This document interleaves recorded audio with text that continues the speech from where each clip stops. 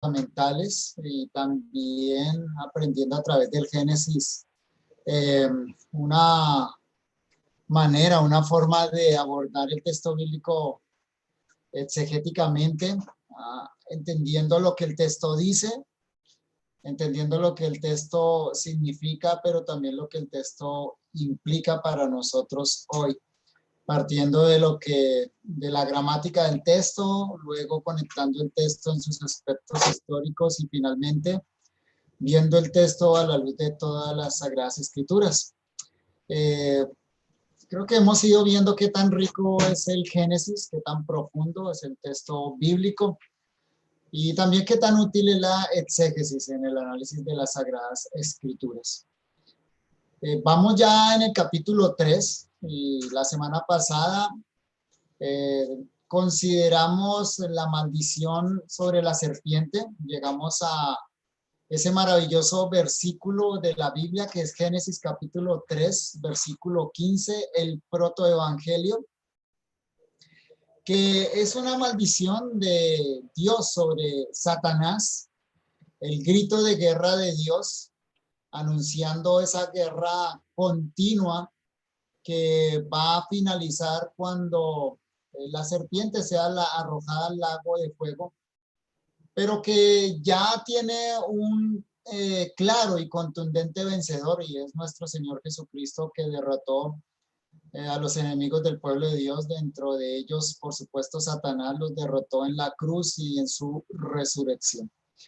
Vamos a comenzar esta noche entonces con el versículo 16 de Génesis capítulo 3. Voy entonces a compartir la pantalla para que ustedes puedan estar observando las diapositivas.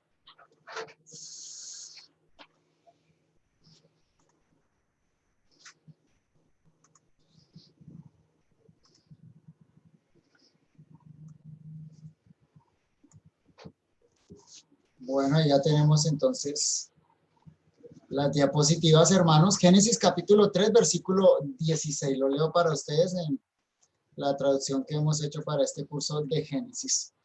A la mujer dijo Dios: multiplicaré grandemente tu sufrimiento y tu embarazo.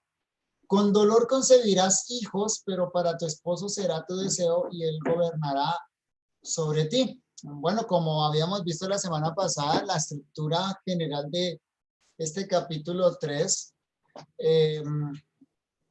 Moisés nos lleva ahora de la serpiente de regreso a la mujer y luego nos va a llevar finalmente al hombre. Habiendo Dios tratado directamente con la serpiente, ahora va a tratar con la mujer. Y lo primero que notamos acá es que terminábamos diciendo la semana pasada que la maldición de la serpiente resulta ser una promesa para el hombre y para la mujer. Es la promesa de la venida del futuro redentor, aquel que va a destruir a la serpiente y que entonces va a revertir toda la maldición que el pecado ha traído, pero también va a llevar la creación a lo que era la meta inicial, aquella meta en la cual fracasó Adán. Es indudable que aquí encontramos un acto de misericordia en medio del juicio. Es decir, esa maldición de Dios sobre la serpiente, que resulta ser una promesa, es un acto de misericordia. Aquí todos estaríamos esperando un juicio definitivo, la destrucción de la serpiente, pero también el acto final de muerte del hombre, porque eso había sido el castigo que Dios había anunciado. Pero en lugar de fulminar al hombre y a la mujer con la muerte, Dios lanza una promesa a través de la maldición que le da a la serpiente. Y no es el único acto de misericordia que vamos a encontrar en Génesis capítulo 3. En la medida que vayamos leyendo este capítulo y esta sección particular del castigo sobre la mujer y sobre el hombre, vamos a ir encontrando uno tras otro diferentes actos de misericordia. Primero viene la promesa y bueno, ahora sí viene el castigo. Dios siempre actúa primero dando la promesa, anunciando, por supuesto, el castigo por no cumplir sus mandamientos. Pero antes de lanzar promesas, de lanzar castigos, Dios habitualmente primero da promesas. Y el castigo ahora se enfoca en la mujer. Va a ser un castigo tanto para el hombre como para la mujer, pero se enfoca en la mujer. Algo que diferencia la maldición que Dios manda sobre la serpiente del castigo que ahora viene sobre el hombre y la mujer, es que en el caso de Satanás fue algo particular, algo personal. El castigo y la maldición viene directamente sobre la serpiente, no más. Pero ahora vamos a notar que el castigo que viene sobre Adán y sobre Eva tiene un carácter amplio, es un carácter representativo, es decir, las consecuencias que Dios va a señalar sobre Adán y Eva no solo los alcanzan a ellos, sino que va a alcanzar a todos y cada uno de sus descendientes. De manera que aquí notamos que Adán obró como representante de toda su raza, representante de todos sus descendientes. Esto es muy evidente, por lo que el propio Génesis tiene que decir en los capítulos subsiguientes, y también por lo que el resto de la Biblia afirma de lo que fue el castigo sobre Adán. Cuando nosotros avanzamos de Génesis 3 y miramos los capítulos que vienen adelante, vamos a notar que en el capítulo 5, versículos 11, capítulo 5 hasta el 11, se repite una docena de veces la expresión "y murió". Vamos a llegar a ese capítulo 5 y cuando uno lee el capítulo 5 nota que la expresión que se repite una y otra vez en ese capítulo es "y murió, y murió, y murió". Pero incluso también hasta el capítulo 11 vamos a encontrar repetidamente esa expresión "y murió, y murió, y murió". Esa expresión "murió" hace eco de Génesis 2:17, de la advertencia de Dios: el día que él comieres ciertamente morirás.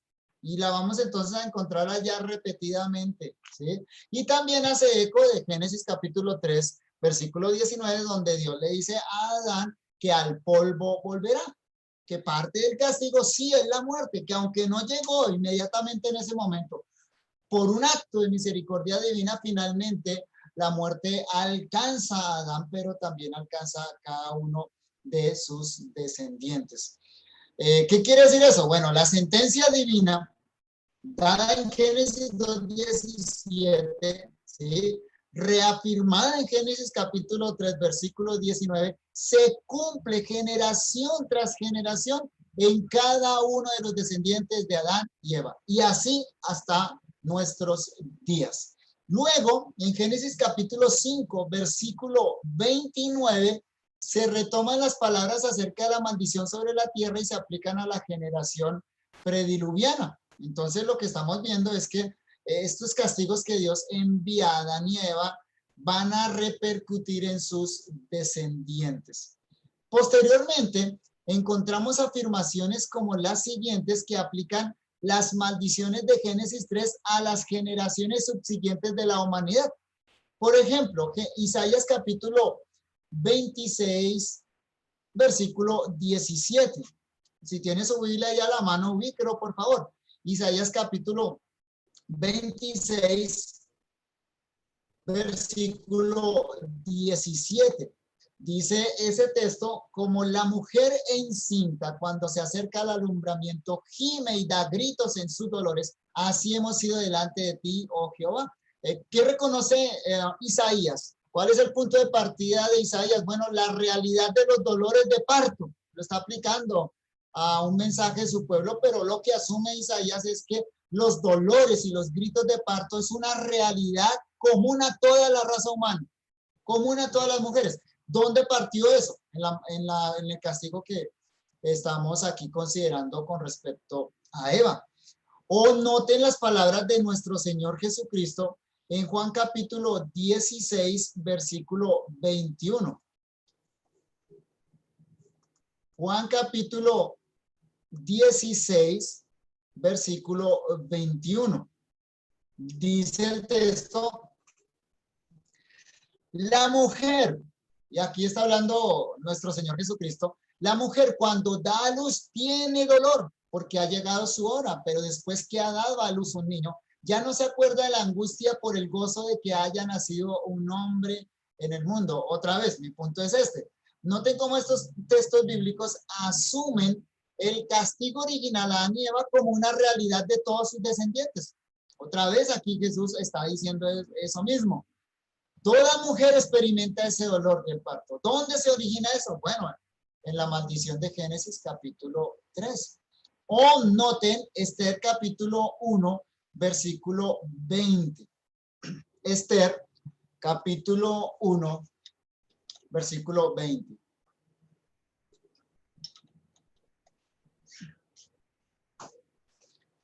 Esther capítulo 1, versículo 20 dice, y el decreto que dicte el rey será oído en todo su reino, aunque es grande, y todas las mujeres darán honra a sus maridos, desde el mayor hasta el menor. Bueno, déjeme decirle algo, este texto no muestra un patrón bíblico, un patrón apropiado. Muestra más bien un rey que vio desafiada su autoridad, haciendo alarde de su gran autoridad, humillando a su mujer y humillando a las mujeres de su reino. Este no es un buen texto para hablar de la autoridad de los hombres, es un texto para mostrar cómo los hombres ejercemos mal nuestra autoridad, haciendo pataletas, decimos aquí en Colombia, espero que me entiendan la expresión en otros lugares, gruñendo y diciendo no me hace caso mi mujer, entonces voy a mandar un decreto para que todas las mujeres aprendan a obedecer a sus maridos. ¿Qué muestra ese texto? Ese texto muestra la maldición de Génesis capítulo 3, es decir, hombres ejerciendo mal su autoridad sobre las mujeres, enseñoreándose sobre su esposa de una manera equivocada y no, como vamos a ver más adelante, a través del amor. Entonces este texto muestra la realidad que es común a todos los hombres y a todas las mujeres a partir de la caída de nuestros primeros padres, hombres que ejercen una autoridad mala, una autoridad agresiva sobre sus esposas. Y finalmente Romanos capítulo 5, versículo 12, el texto que resume todo este tema en las Sagradas Escrituras, que compendia lo que pasó en Génesis y lo pone en la perspectiva teológica y nos da la verdadera dimensión de lo que está pasando aquí en Génesis capítulo 3. Es decir, aquí no solo estamos presenciando el juicio de Dios sobre un hombre y una mujer particulares, sobre Adán y Eva, sino que estamos presenciando el juicio de Dios sobre toda la raza humana. Lo que sucede acá en este capítulo, y particularmente en los versículos que vamos a estar leyendo, es algo que afecta a todo ser humano, nos afecta a nosotros, a usted y a mí. Romanos 5:12 dice, por tanto, como el pecado entró en el mundo por un hombre y por el pecado la muerte, así la muerte pasó a todos los hombres por cuanto todos pecaron. Aquí está hablando de lo que en teología se llama la representación federal de Adán. Adán obró como la cabeza de su raza, como la cabeza de todos sus descendientes. Si Adán hubiera obtenido la promesa, la bendición, eso hubiera sido para todos sus descendientes. Pero ya que Adán no tuvo fue la maldición, esa maldición fue para todos sus descendientes. De manera que estas maldiciones que vamos a leer no solo corresponden a Adán y Eva, corresponde a cada uno de sus descendientes, pero también el estado en el que Adán cayó, Adán y Eva cayeron, que lo describimos la semana anterior, ese estado de corrupción interna, ese estado de ceguera espiritual, ese estado de huir delante de Dios, de incapacidad de salvarse a sí mismo, es el estado en el que nace todo descendiente de Adán. Y Génesis tiene mucho que decir al respecto. Vamos a dejar comentarios acerca de esto para Génesis capítulo 5 y Génesis capítulo 6. Centrémonos entonces en el castigo para la mujer. Nuestro texto dice, a la mujer dijo Dios, multiplicaré grandemente tu sufrimiento y tu embarazo. Con dolor concebirás hijos, pero para tu esposo será tu deseo y él gobernará sobre ti. El castigo para la mujer tiene dos aspectos, ambos relacionados con el rol familiar y el mandato cultural. Génesis capítulo 1, versículos 26 al 28. Primero, la primera parte del versículo tiene que ver con los hijos. La segunda parte de la maldición tiene que ver con su esposo. En general, el asunto de los hijos y el asunto del esposo tiene que ver con la procreación, con la mayor facultad que Dios le dio a la mujer, la facultad de procrear, de dar vida. La frase multiplicaré grandemente tu sufrimiento toma la forma intensificada de la maldición de Génesis 2:15. Recuerde que en Génesis 2:17, en Génesis 2:17 la advertencia de Dios se da en una forma hebrea intensificada. Literalmente recuerde que dice muriendo morirás. ¿Qué significa eso? Eso significa ciertamente morirás. Cuando en el hebreo se quiere afirmar algo, se quiere resaltar algo, se utilizan recursos gramaticales. Y ese recurso de repetir el mismo verbo dos veces es el recurso favorito del hebreo para decir esto es así, esto es ciertamente es así, o para mostrar una idea más fuerte, más intensificada. Aquí, literalmente el hebreo dice multiplicando, multiplicaré. O sea, multiplicando, multiplicaré tu sufrimiento. Nosotros lo hemos traducido de esta manera, multiplicaré grandemente tu sufrimiento, para reproducir esa forma intensificada del hebreo. ¿Qué es lo que implica? Primero, implica certeza, puede traducirse como aparece en algunas traducciones, ciertamente multiplicaré, implicando certeza, pero también implica incremento, como lo hemos traducido nosotros, multiplicaré grandemente tu sufrimiento, ¿sí? Con base en esto, algunos comentaristas han dicho que el sufrimiento del parto era parte de la creación original. Puede ser, el texto no va en contra de eso, tampoco lo afirma. Lo que el texto sí está diciendo claramente es que ahora, por causa del pecado, los dolores de parto van a acompañar a cada mujer. No solo a Eva, sino a cada mujer, a cada descendiente de Adán y Eva. ¿A qué se refiere ese incremento de dolores? Bueno, se explica por la siguiente parte de la expresión. Con dolor concebirás hijos. Es decir, no solo se refiere a los dolores del parto como tal. Se refiere a todo lo relacionado con la concepción y la crianza de los hijos. Y los proverbios tienen mucho que decir al respecto, acerca de cuánto dolor trae la crianza de hijos, en el caso de la mujer. En segundo lugar, se le dice a la mujer, para tu esposo será tu deseo y él gobernará sobre ti. Repito esa parte. Y noten cómo hicimos la traducción. Para tu esposo será tu deseo y él gobernará sobre ti. Para entender correctamente esta afirmación, que es parte de la maldición sobre la mujer, primero que todo debemos considerar que es una maldición y no un mandato. Repito, para entender correctamente esto, debemos considerar que estamos frente a una maldición y no un mandato. Mucho se ha abusado de este texto y por causa de ese abuso del texto de las mujeres, cuando se ha entendido este texto como un mandato y no en el debido contexto, como una maldición. Me explico. Dios aquí no está mandando al hombre a que someta a su esposa. No está diciendo, marido, somete a tu esposa. La Biblia nunca da ese mandamiento, si usted lo ha notado. ¿Qué es lo que está diciendo este texto? Este texto afirma que el castigo para la mujer será un deseo intenso por estar con su esposo, aunque el esposo se enseñoree duramente sobre ella. Y creo que ustedes y yo vemos constantemente esa realidad. mujeres deseando estar con el esposo, mujeres que desean tanto estar con un hombre que aceptan que ese hombre la maltrate y continúan con ese hombre. Esa es la maldición del Génesis. Un deseo intenso en la mujer que la lleva incluso a aceptar condiciones degradantes de parte del hombre que debería estar protegiéndola. Hombres que maltratan a las mujeres y la mujer que defiende a ese hombre que la maltrata. Esa es la realidad nuestra. En toda Latinoamérica esa es la realidad.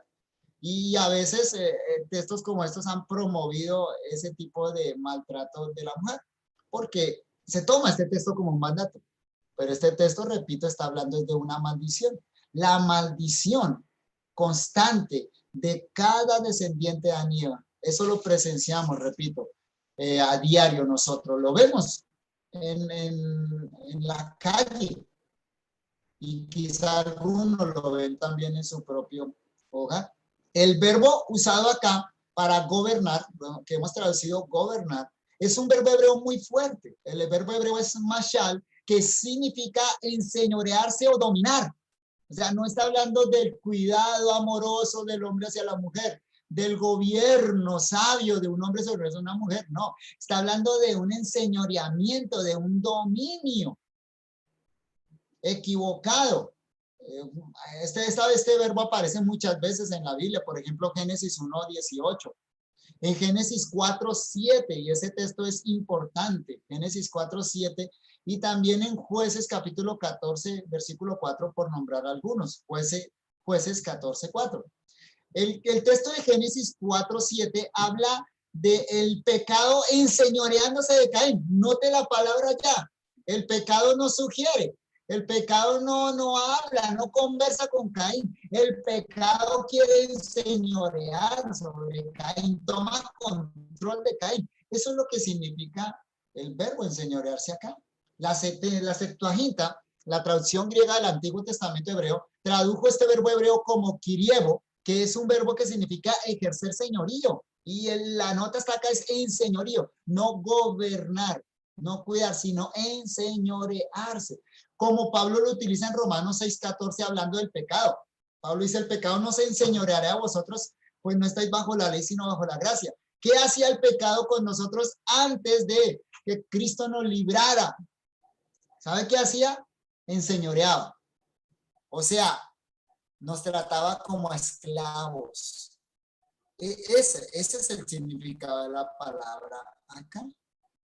Y el sustantivo que aparece en este texto de Génesis, para deseo, la primera parte del texto dice, para tu esposo será tu deseo. Esa palabra deseo indica una emoción o sentimientos muy intensos de poseer o hacer algo. No es una palabra de deseo simplemente, sino de un deseo intenso. No es un anhelo, es algo que uno desea fervientemente y hace todo por poseerlo. Y ese verbo solo aparece, ese sustantivo solo aparece 3 veces en toda la Biblia hebrea. Aparece en Génesis 3:16, nuestro texto. Aparece en Génesis 4:7, el texto de Caín otra vez. ¿Sí? El deseo de Caín por pecar y el deseo entonces de ese pecado que se enseñorea de Caín. Y también aparece en Cantares 7:10. Y es interesante notar el uso que este sustantivo tiene en Cantares 7:10. Cantares 7:10 dice lo siguiente. Cantares capítulo 7, versículo 10. Dice lo siguiente, en la Biblia de Jerusalén, lo pongo en una versión que lo traduce con la fuerza del hebreo. Dice, yo soy para mi amado objeto de su deseo. Noten la traducción, objeto de su deseo. O sea, un deseo intenso, no es un mirar de, qué bonita, no, deseo esa mujer para mí. Es entre esposos ese diálogo, qué bueno que sea así.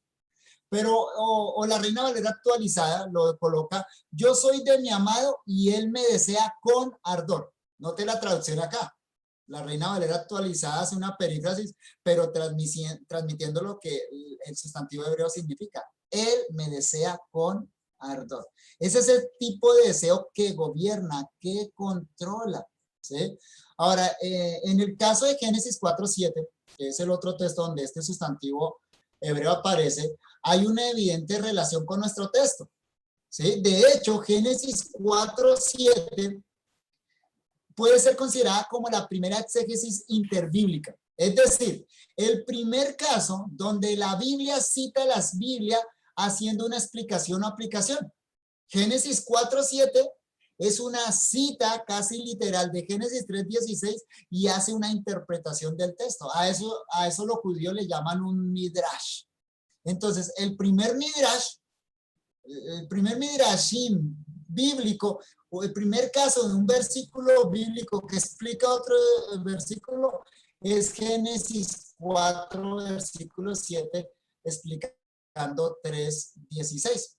Voy a dejar los comentarios para cuando lleguemos a Génesis 4:7, cómo se da la relación, porque lo ideal es entonces ver cómo el propio Moisés aplica este texto de 3:16 o la idea de 3:16 allá en 4:7. Pero entonces lo que es claro es que nuestro texto aquí en Génesis 3:16 está hablando de un deseo intenso de la mujer por poseer a su varón, ¿sí? Que la lleva a aceptar cualquier situación, incluso el maltrato o el señorío equivocado de ese hombre. Por lo tanto, el texto está diciendo que la mujer deseará con ardor a su esposo aunque él la trate mal. Y que aunque como resultado de estar con ese hombre vengan hijos que va a dar a luz con dolor y además hijos que le van a proporcionar mucho sufrimiento en su crianza. ¿Notan el punto? Es decir,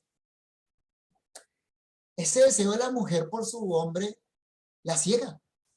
La ciega incluso a los dolores que ella misma ha padecido, tanto del esposo como de los dolores de dar a luz, pero también los dolores de criar. Insisto en algo, hermanos. Insisto en que esa es la realidad que vemos día a día, ¿o no? Esa es la realidad del estado caído, pero no debe ser la realidad de un estado redimido.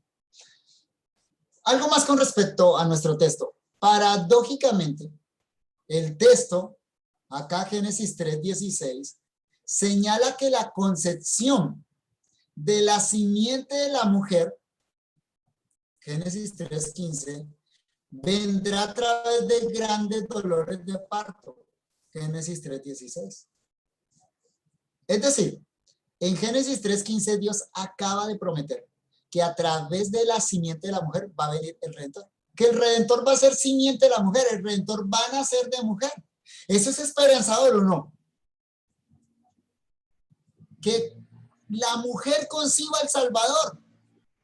Pero ahora en Génesis 3:16 Dios está diciendo la concepción va a producir dolor.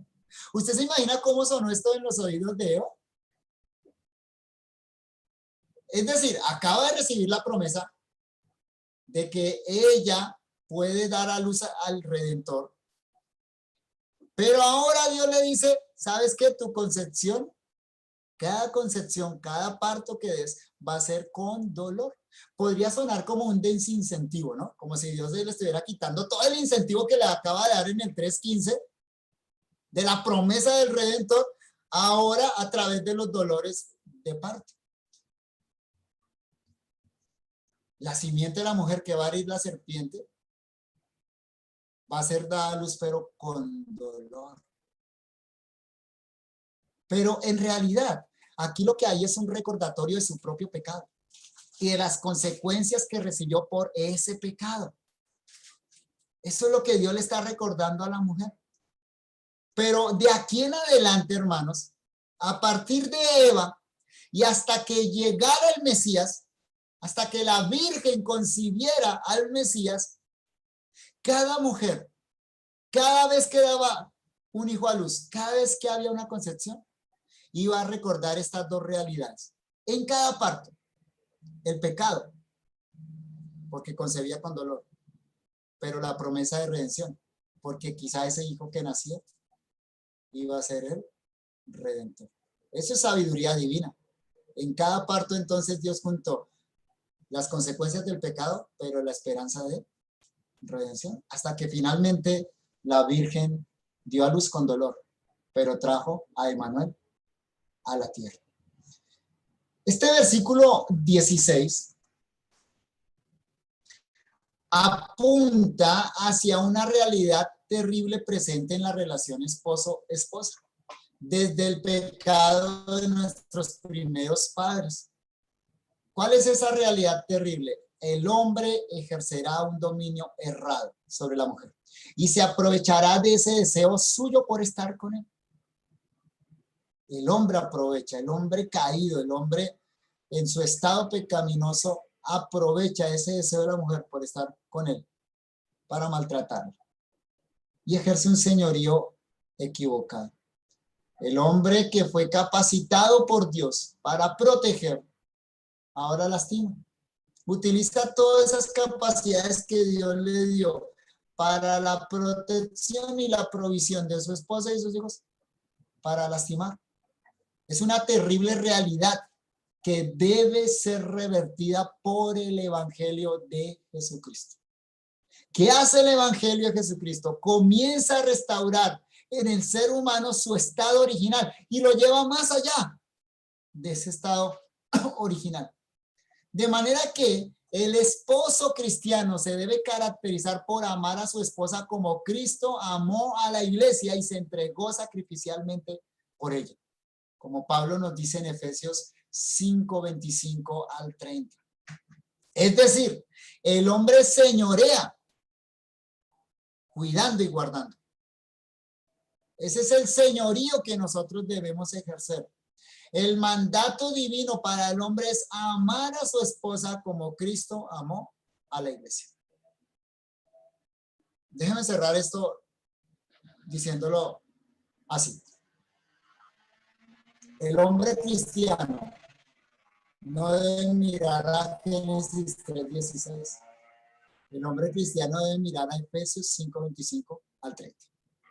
Ahí está su patrón, el modelo a seguir, pero también la provisión para que sea ese hombre que debe ser. Pasemos a los siguientes versículos. Génesis capítulo 3, versículos 17 al 19. Génesis 3, 17 al 19. Dice el texto, y Adán dijo, porque escuchaste la voz de tu esposa y comiste del árbol que te mandé diciendo que no comieras de él, maldita será la tierra por tu causa. Con sufrimiento comerás de ella todos los días de tu vida. Espina y cardo producirá para ti y comerás la vegetación del campo. Con sudor de tu rostro comerás pan hasta que tú vuelvas a la tierra, porque de ella fuiste tomado, pues polvo tú eres y al polvo volverás. Ahora es el turno de Adán. ¿Recuerdan el quiasmo allá en este texto? El texto comienza con Adán, luego se va a Eva, luego a la serpiente, continúa con la serpiente, luego Eva y ahora Adán. Llegó el punto culminante. Aquí es donde Dios quiere llegar. Al hombre, a la cabeza, a Adán. Primero va la razón. Primero Dios provee la razón que es descrita explícitamente. Y esto es diferente al caso de la serpiente y de la mujer. En el caso de la serpiente y de la mujer no hubo razón, solo hubo juicio.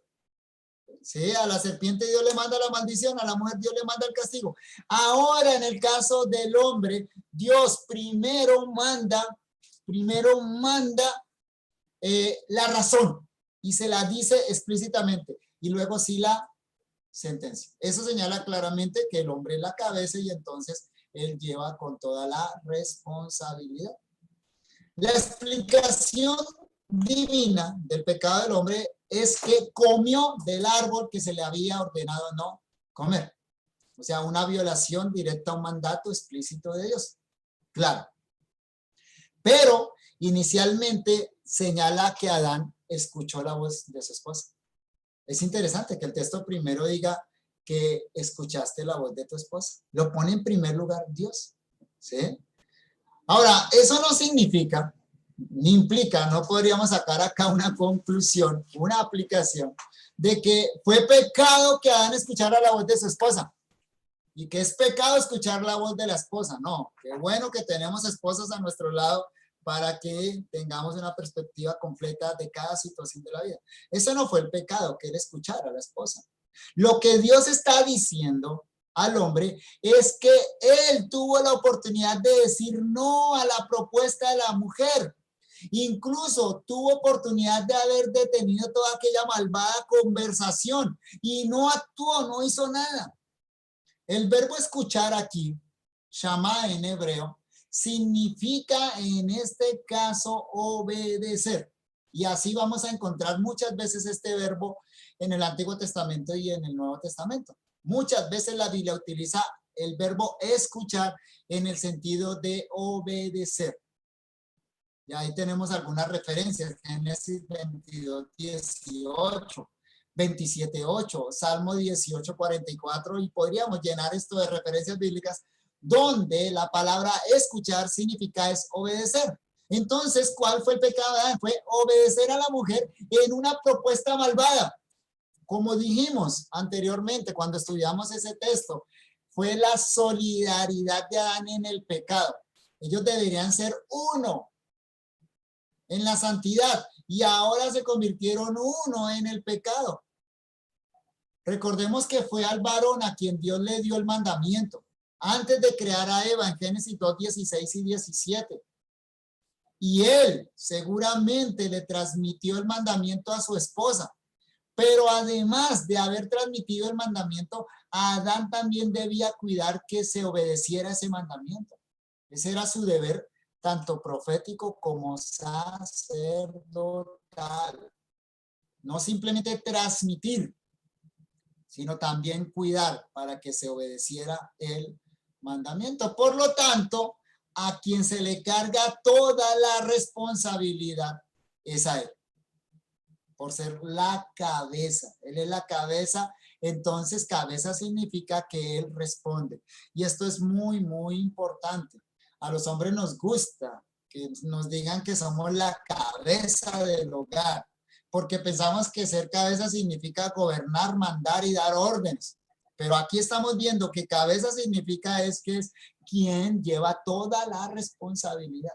Es a quien se le pide cuentas. Y esa parte se nos olvida, ¿no? Esa parte no nos gusta. Aquí vemos a Dios entonces llamando a la cabeza, a Adán, y cargándole toda la responsabilidad.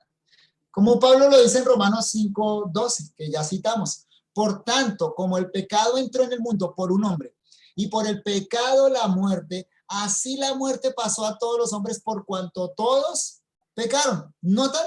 ¿Notan el punto de Pablo? Aquí Pablo no cita, no dice Adán y Eva, el hombre y la mujer. Está pensando en Adán. La responsabilidad toda se le carga al hombre. Y eso lo encontramos también en 1 Corintios 11:3, donde la Biblia dice que el hombre es cabeza de la mujer, así como Dios es cabeza de Cristo. O en Romanos o en 1 Corintios 15:47 al 49, donde de nuevo se habla de que el pecado entró al mundo fue a través de esa cabeza representativa que es Adán. De manera muy interesante, Dios primero, como parte del castigo sobre el hombre, maldice la tierra. Entonces Dios señala la razón explícitamente. Ahora viene el castigo, pero lo primero que da es la tierra. No es, por supuesto, que Dios considera la tierra como culpable o responsable moralmente. No hay nada de eso acá. La tierra no tuvo una actuación ahí para nada. ¿Cuál es el asunto? El asunto es que, como lo explica el versículo 19, hay una unidad orgánica entre la tierra y Adán, entre la creación y su Señor. Es decir, otra vez, Adán. Recordemos algo que ya consideramos en Génesis capítulo 2, versículo 7. Adán fue puesto como Señor de la tierra. Era el representante de Dios, la imagen viva de Dios en la tierra. Él gobernaba y Dios, para señalar esa relación, tomó a Adán, o lo formó mejor, del polvo de la tierra. Adán fue formado de la Adamá. Recuerden que explicamos esa relación ahí etimológica en el hebreo, ¿no? Adán se llama Adán porque fue tomado de la Adamá, de la tierra, del suelo. De manera que en la teología del Génesis y del resto de la Biblia hay una unidad orgánica, una identidad orgánica entre el hombre y la tierra. Eso no es fortuito, que Dios haya hecho al hombre del polvo de la tierra. Eso no fue un acto impensado, no. Dios claramente está estableciendo allá esa relación orgánica entre el hombre y la tierra. En palabras del apóstol Pablo, Romanos capítulo 8, versículos 20 al 23, búsquelo ahí en su Biblia, hermano, por favor. Romanos capítulo 8, versículos 20 al 23. Ahí Pablo explica esa relación orgánica. Y no solo la conecta con Génesis, sino que posteriormente en ese capítulo 8 la va a conectar con la redención que nuestro Señor Jesucristo alcanza. Romanos 8, 20 al 23 dice, porque la creación fue sujeta a vanidad, no por su propia voluntad, sino por causa del que la sujetó en esperanza. Porque también la creación misma será libertada de la esclavitud de corrupción a la libertad gloriosa de los hijos de Dios. Porque sabemos que toda la creación gime a una, y a una está con dolores de parto hasta ahora. Y no solo ella, sino que también nosotros mismos, que tenemos las primicias del Espíritu, nosotros también gemimos dentro de nosotros mismos, esperando la adopción, la redención de nuestro cuerpo. Siempre será así. El pecado del hombre afecta la creación, pero la redención del hombre también es la redención de la creación. Ese es el punto maravilloso de Pablo. ¿Lo nota? El pecado de Adán sumió a la maldición, sumió a la creación en maldición. Pero la obra de redención de Cristo va a llevar a toda la creación a un estado glorioso, a unos cielos y una tierra nueva. Y a veces se nos olvida esa dimensión cósmica de la redención de Cristo. Y tal vez una de las razones sea porque no alcanzamos a notar esa relación entonces orgánica que hay entre el hombre y la creación. Adán tenía que llevar toda la creación a su punto máximo, a ese nivel donde no solo Adán, sino la creación misma manifestara la gloria de Dios de una forma grandiosa, hasta el punto donde es posible para una criatura. Claro, nosotros sabemos que la creación manifiesta la gloria de Dios, nos lo dice el Salmo capítulo 19, los cielos cuentan la gloria de Dios, pero no nos la cuentan completa, porque están en un estado de esclavitud, de corrupción. ¿Usted se imagina cómo la creación redimida va a manifestar la gloria de Dios? ¿Y quién logra eso? ¿Quién alcanza eso? Es nuestro Señor Jesucristo. Por lo tanto, hermanos, siempre tengamos presente que la obra de redención de Cristo no es simplemente una obra de rescate del pecado. También es una obra de llevar la creación al hombre, por supuesto, pero al hombre con la creación al estado ideal, al cual Adán debía haber llevado la creación. Y eso solo lo logra el segundo Adán. El castigo en realidad es para Adán. O sea, sí, Dios está maldiciendo la tierra, pero ¿a quién es el que le va a costar?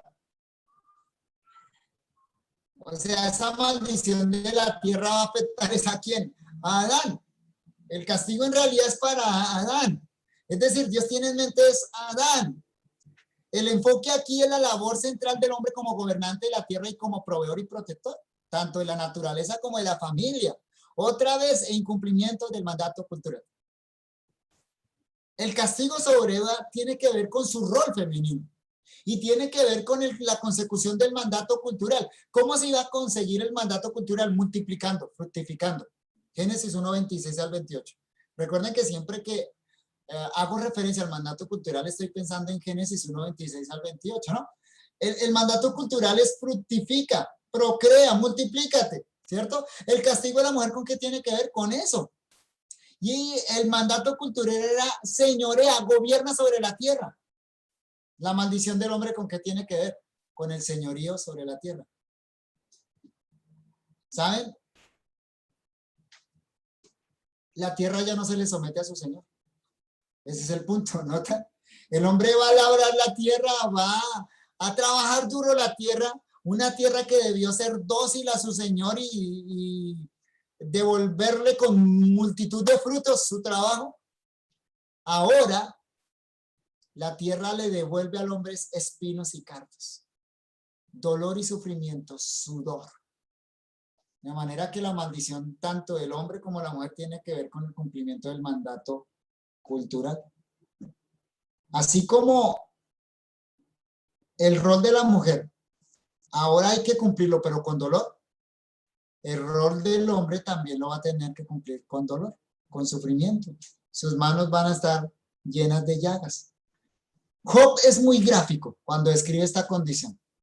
Miren su Biblia, Job capítulo 5, versículos 6 y 7.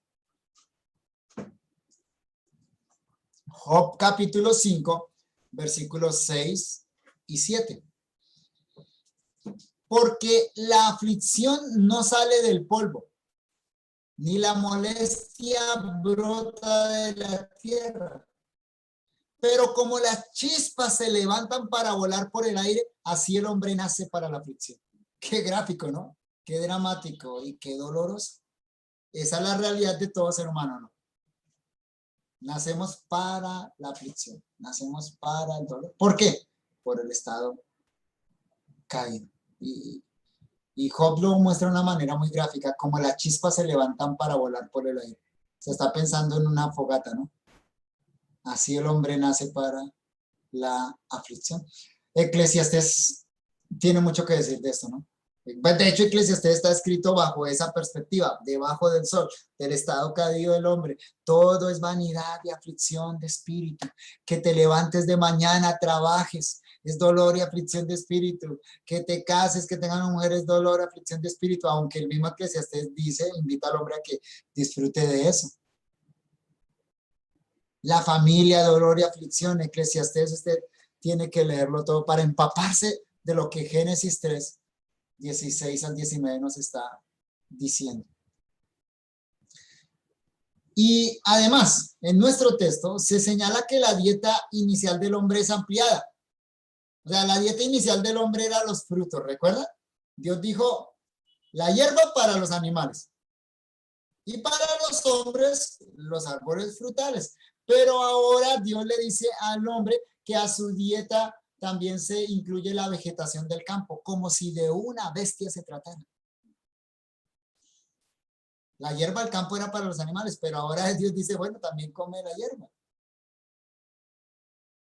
La vegetación del campo. El esfuerzo que implica labrar la tierra también es ampliado. Le va a producir dolor y algo que fue creado para el placer, comer. No vendrá sin sufrimiento. Y esto nos recuerda algo importante. Todo placer de la vida disfrutado aparte de Dios es dolor y aflicción de espíritu. Todo placer de la vida disfrutado aparte de Dios es dolor y aflicción de espíritu. La única manera de gozar de los placeres de la vida, y Dios creó muchos placeres, muchas cosas para que disfrutemos de ellas, la única manera de disfrutar verdaderamente de todo eso es unidos a Dios, entendiendo que son dones de Dios y que solo son pálidos reflejos del verdadero gozo y placer que es Dios. Como dice el salmista, a la diestra de Dios hay delicias, placeres incontables. Finalmente, tenemos la razón por la cual su castigo ha involucrado la tierra, ya algo más explícito. Dice el texto, porque de ella fuiste tomado, pues polvo tú eres y al polvo volverás. Es decir, aquí Dios ratifica la sentencia dada en 2:17. Ciertamente morirás. Claro. Espero que haya una pregunta en su mente. Bueno, entonces, ¿por qué en este momento no cayó Adán y Eva fulminados? Repito, por un acto de misericordia divina. Pero no significa que Dios quitó el castigo, porque luego en Génesis capítulo 5 vamos a leer que Adán murió. Aquí ya el germen de la muerte está en ellos. Ya entró como un proceso, tanto a nivel espiritual como a nivel físico. Salmo 93 dice, vuelves al hombre hasta ser quebrantado y dices, convertíos hijos de los hombres. Es decir, ¿cuál es el llamado de la muerte para cada ser humano? Cuando vemos que la muerte nos cerca, cuando llega a personas que están cerca nuestro, a seres queridos, es una manera en que Dios nos quebranta y nos llama al arrepentimiento. Salmo 104, versículo 29. Escondes tu rostro, se turban, les quitas el hálito, dejan de ser y vuelven al polvo. La disciplina del hombre sobre el ser humano. O Eclesiastés capítulo 5, versículo 15, Eclesiastés 5, 15. Como salió del vientre de su madre desnudo, así vuelve, yéndose tal como vino, y nada tiene su trabajo para llevar en su mano. Nota la realidad de todo ser humano. El Salmo 104, versículo 29 que citamos en segundo lugar, lo repito, escondes tu rostro, se turban, les quitas el hálito, dejan de ser. Explica en qué consistió esa sentencia de muerte. En el retiro del soplo de vida. Adán llegó a ser un ser viviente por el soplo divino. Y el Salmo 104, versículo 29 dice que en la muerte Dios lo que hace es quitar ese hálito vital sobre el hombre.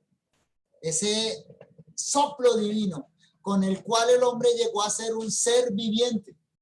Por supuesto, hermanos, aquí hay algo más que simplemente lo físico o material. Aquí hay algo espiritual que Dios retira del hombre, que hace del hombre alguien que está sujeto al deterioro constante, que finaliza en lo que nosotros llamamos muerte. Pero ni el Salmo, ni Génesis, ni ningún otro texto de las Escrituras nos permite aclarar esto como quisiéramos. Es decir, ¿a qué se refiere ese quitar el hálito vital? No tenemos una respuesta en la Biblia. De manera que es mejor dejar el misterio donde está. No tratar de explicar algo que la Biblia no explica. Lo cierto es que desde entonces, generación tras generación humana ha conocido el terror de la muerte cada vez que un semejante desciende al polvo de la tierra. Como Moisés lo dice en el Salmo 90. Miren su Biblia, Salmo 90, versículos 9 al 12. Y ojalá lean todo el Salmo después, a la noche, lean todo este Salmo, porque este Salmo lo escribe Moisés mientras peregrina en el desierto. 40 años presenciando muchas muertes cada día, día tras día. Los israelitas tuvieron que enterrar a sus familiares en el desierto. Y bajo la perspectiva de ese peregrinar en el desierto, donde veían la muerte a diario, Moisés dice esto, versículo 9, Salmo 90, versículo 9. Porque todos nuestros días declinan a causa de tu ira. Acabamos nuestros años como un pensamiento. Los días de nuestra edad son 70 años. Y si en los más robustos son 80 años, con toda su fortaleza es molestia y trabajo, porque pronto pasan y volamos. ¿Quién conoce el poder de tu ira y tu indignación según que debe ser tenido? Y la conclusión de Moisés es esta: enséñanos de tal modo a contar nuestros días que traigamos al corazón sabiduría. Dios nos permite atender a esas palabras de Moisés, ¿no? Ahora, en estos tiempos que como que la muerte está en el aire, literalmente, ¿no? ¿Qué tenemos que aprender de eso? Bueno, esto es simplemente una visitación de la ira de Dios, que está presente en la humanidad desde que Adán pecó, pero que se vuelve patente cada vez que hay alguien que muere. ¿Qué debemos hacer ante la muerte, hermanos, de otros? Lo que Moisés dice acá: aprender a contar nuestros días, de manera que traigamos al corazón sabiduría, que vivamos cada día de la manera en la que debemos vivirlo, para la gloria y honra de Dios. La muerte es la realidad más cruel, común a toda la humanidad. Y como alguien dijo, mientras exista la muerte, existirán las religiones. De manera que la consecución del mandato cultural de ahora en adelante implicará sufrimiento y dolor, tanto para el hombre como para la mujer. La multiplicación de la raza será dolorosa para la mujer, y el sometimiento de la creación desprenderá grandes gotas de sudor en el varón. Con todo, ellos, y no solo Adán y Eva, nosotros, cada uno de sus descendientes, deberán continuar en la obediencia del mandato dado en Génesis 1:26 al 28. Dios no lo retiró, porque el mandato cultural es parte de lo que somos, no de lo que hacemos. Es la imagen de Dios en el hombre, y la hacemos cumpliendo ese mandato. Sin embargo, ahora un elemento extraño incursionó en la historia redentora: el pecado. No estaba en Génesis 1 y 2. Ahora está en Génesis 3. Dios continúa con su mismo propósito, no lo abandona. Dios no está frente a un plan B. Era parte del plan eterno de Dios. Y Dios quiere llevar a su Hijo a la madurez, a la humanidad, a la plena manifestación de su gloria, de su imagen, como lo vemos claramente en todo el capítulo 3, el restante del capítulo 3, y sobre todo el versículo 15 que leímos. Pero primero, entonces, ahora Dios tiene que tratar con la realidad del pecado. De manera que la historia redentora, que inicialmente era simplemente planificante, ahora también es expiatoria. ¿Me explico? Esa historia de redención, que inicialmente tenía como propósito llevar al hombre a la plena manifestación de la imagen divina. Redención significa eso, ahí es llevar al hombre a la plena manifestación de la imagen divina. Ahora también es expiatoria. Ahora primero tiene que tratar con el problema del pecado. Pero una vez solucionado el problema del pecado, Dios entonces lleva al hombre a la plena manifestación de su imagen. Y esto es fundamental, hermanos, para que entendamos la dimensión de la obra de Cristo. Porque la obra de Cristo entonces no solo tiene que ver con resarcir los efectos del pecado, no solo tiene que ver con que Cristo muera por el pecado, sino que también tiene que ver con que Cristo lleve a la raza humana redimida a la plena manifestación de la imagen de Dios. Nuestro Salvador no solo muere por el pecado, sino que ahora es Señor y lleva a sus hijos a la gloria.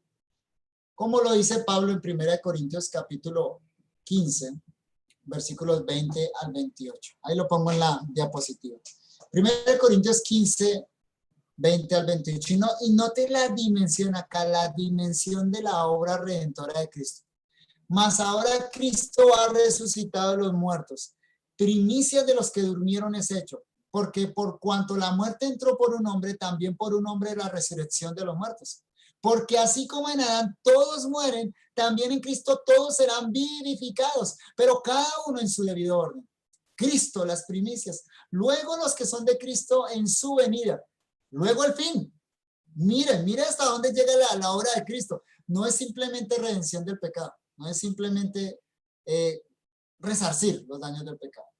Dice el texto, luego el fin, cuando entregue el reino al Dios y Padre, cuando haya suprimido todo dominio, toda autoridad y potencia, porque preciso es que Él reine hasta que haya puesto a todos sus enemigos debajo de sus pies. Y el postrer enemigo que será destruido es la muerte, porque todas las cosas las sujetó debajo de sus pies. Y cuando dice que todas las cosas han sido sujetadas a Él, claramente se exceptúa aquel que sujetó a todas las cosas. Pero luego que todas las cosas le estén sujetas, entonces también el Hijo mismo se sujetará al que le sujetó a todas las cosas para que Dios sea todo en todas. O sea, la visión de Pablo acá es la tierra redimida. Cielos nuevos y tierra nueva, donde mora la justicia, donde el pueblo de Dios habitará confiado y seguro, donde la gloria de Dios será manifestada de una manera plena, que no significa total, porque la gloria de Dios, ninguna criatura, ni la suma de infinitas criaturas la podrían manifestar. Pasemos a los versículos 20 y 21 y terminamos en esta noche ahí. Después de las maldiciones, de los castigos, viene este texto. Génesis capítulo 3, versículos 20 y 21. Llamó pues a Adán el nombre de su mujer Eva, porque ella fue madre de todo viviente. E hizo Jehová Dios para Adán y para su mujer túnicas de piel y los vistió. Esa idea final, eso que acabamos de expresar, de las connotaciones de la historia redentora que ahora tienen que ver con el pecado, pero que también tienen que ver con la plenitud de la manifestación de Dios en el hombre y también en la creación, es apoyada por esto que aparece acá. Este texto, sobre todo el versículo 20, es una extraña ruptura en la narración, porque venimos en castigos y maldiciones, y ahora el versículo 20 dice, llamó pues a Adán el nombre de su mujer Eva, como si empezara un nuevo párrafo, como si empezara una nueva historia, como si la página pasara, algo así como si, bueno, borrón y cuenta nada, pasemos acá, ¿sí?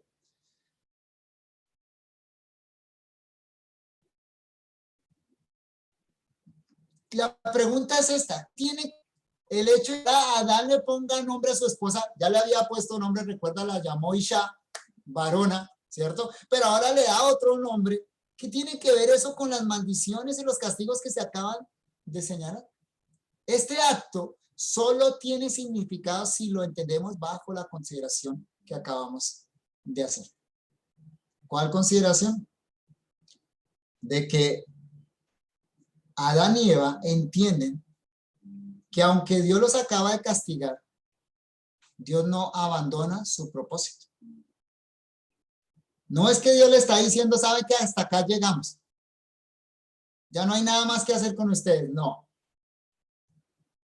Dios les está diciendo, ha incursionado el pecado, tienen que venir consecuencias por eso. Ahora hay que rescatarlos de su pecado, pero el plan original continúa. ¿Cuál plan original? Multiplicarse y sojuzgar la tierra. Continúa.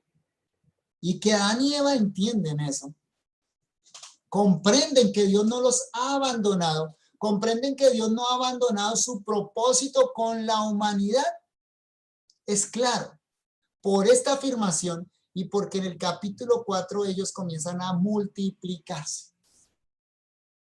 En un sentido real y literal, Eva es la madre de todos los vivientes. Literalmente, hermanos. Eva es la madre de todos los vivientes. Y hay un juego de palabras interesante acá en el original hebreo. El texto hebreo dice, en hebreo se lo voy a leer para que traten de oír el juego de palabras que hay ahí. Ahí hay una rima bien interesante con un verbo hebreo que comienza con un sonido que es como J. Y en todo este versículo suena mucho la J. Vayikraja Adán Shenishto Java Kiji Hayeta Enkol Hay. Eso es lo que dice literalmente el texto hebreo. El nombre Eva, en hebreo Java, proviene de la raíz hebrea Hayá, que significa vivir. De ahí también deriva el adjetivo Hay, que es viviente. Entonces noten cómo el texto está como que diciendo vida, vida, vida, vivir, vivir, vivir. Eva se llama Eva Java, porque ella va a ser la que da vida, la que trae a luz, la madre de todos los vivientes. Aquí otra vez se muestra el genio literario de Moisés, pero también de Adán, haciendo este juego de palabras. Maravillosamente, en todo el texto suena 3 veces la raíz hebrea hayá, que significa vivir, vida o vivir.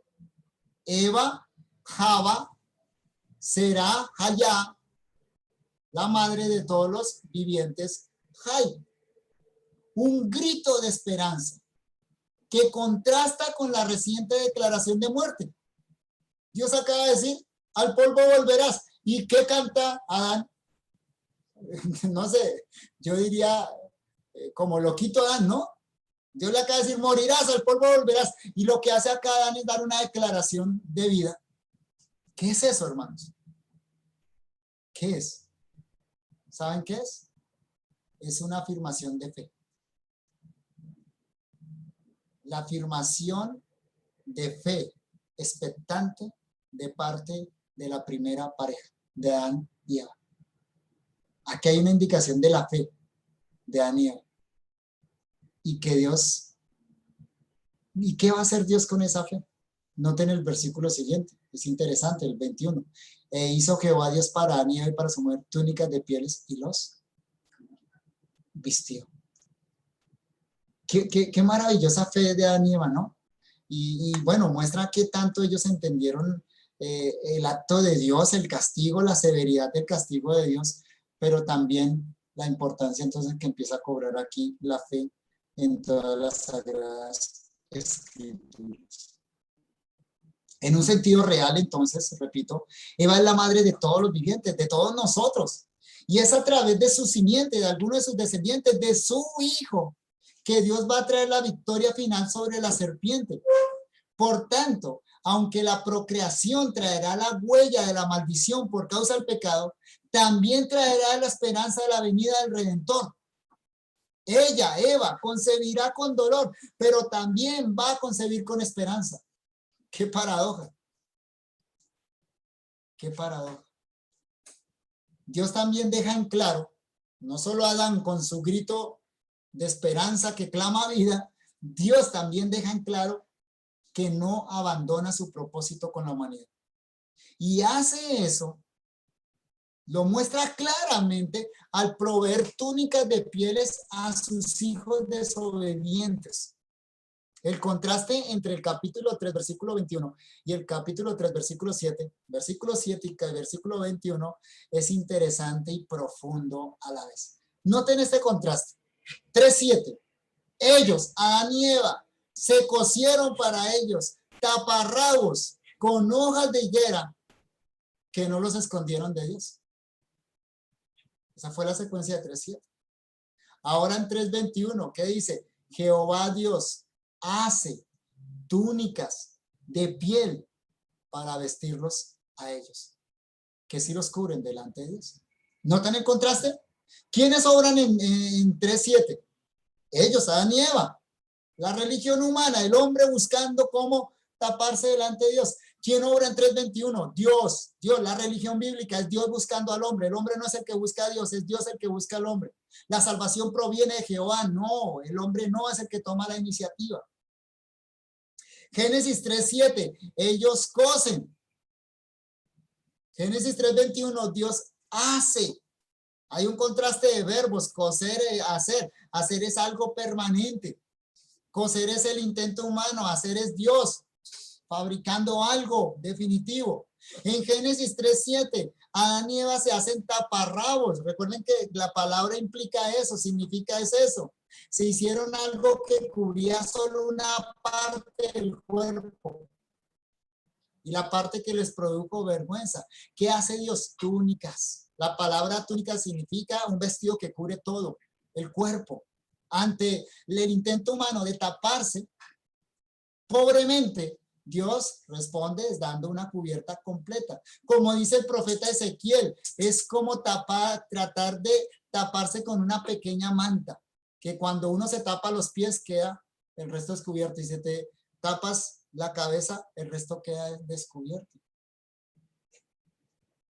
El material que utilizan Adán y Eva en Génesis 3:7 son hojas de higuera, material que se deshace rápidamente, vegetal.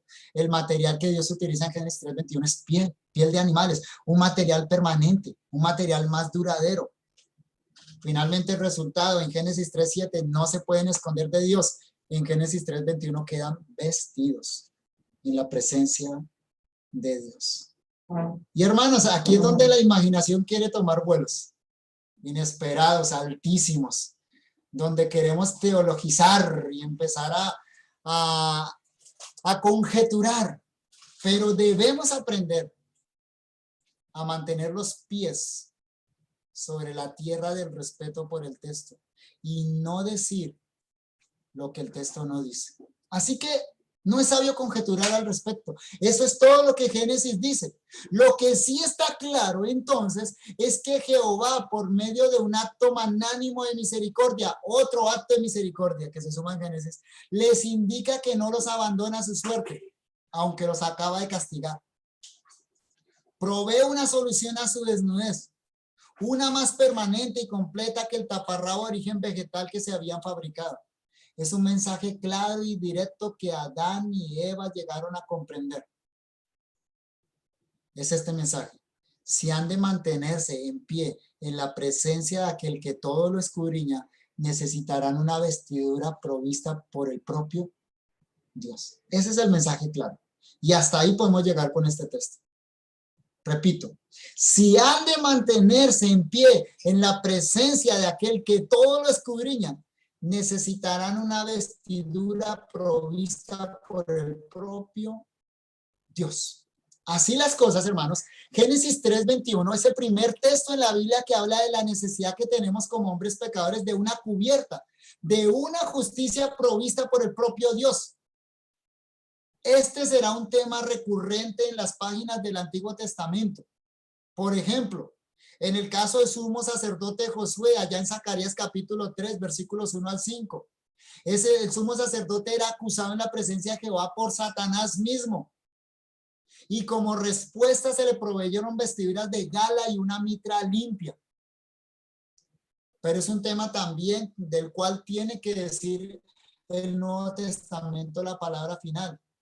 Y el Nuevo Testamento dirá enfáticamente, porque todos los que habéis sido bautizados en Cristo, de Cristo estáis revestidos. La vestidura definitiva, la vestidura completa ya, que nos presenta justos delante de Dios. De manera que la verdad teológica que señala Génesis 3:21 es la llamada justicia activa de Cristo, que es imputada al creyente. O sea, ese Cristo que cumplió perfectamente la ley, los mandamientos de Dios, que se sometió a Dios, que amó a Dios con todo su corazón, que amó al prójimo como a sí mismo y por encima de sí mismo. Esa justicia Dios se la provee a todo aquel que cree en Cristo Jesús. Y esa justicia de Cristo nos permite estar de pie en la presencia de un Dios 3 veces santo. Aquí termina la historia de Adán y Eva en el Edén. Así cierra. Aquí la Torá, o sea, el Antiguo Testamento hebreo, aquí la Torá hace una división. Hasta aquí llega la lectura del cuarto sábado del año. Para los hebreos comienza una nueva sección. ¿Por qué? Porque aquí, hasta aquí, es la historia de Adán en el Edén. A partir del siguiente versículo tenemos la historia de Adán y sus hijos fuera del Edén. Termina con dolor entonces esta sección. Dolor y tristeza, pero también con esperanza. De ahora en adelante continuará la historia de la humanidad expulsada del Edén. Todos los descendientes de Adán nacimos fuera del Edén. Prófugos.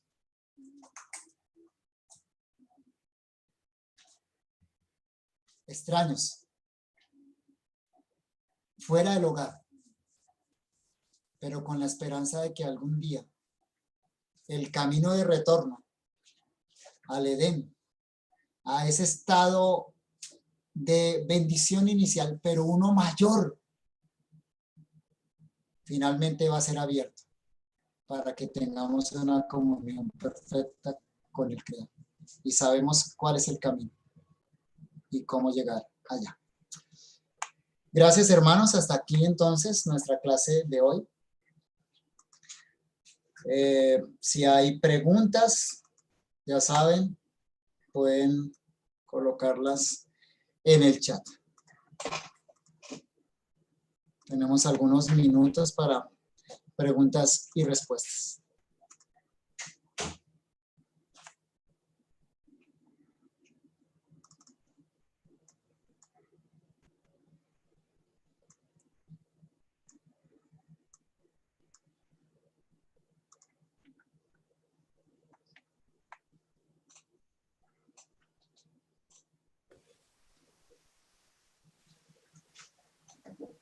Ok, Paz, ¿me escucha? ¿Escuchó? Muy bien. Creo que nadie tiene preguntas, pastor. Parece que no. No sé si eso es bueno o es malo, pero no hay preguntas. Sí. ¿Podemos quizá finalizar acá, pastor? Como quieras, perfecto. Sí, yo creo que van a pensar en sus preguntas. Ahí hay una, creo. Ahí hay una pregunta, sí.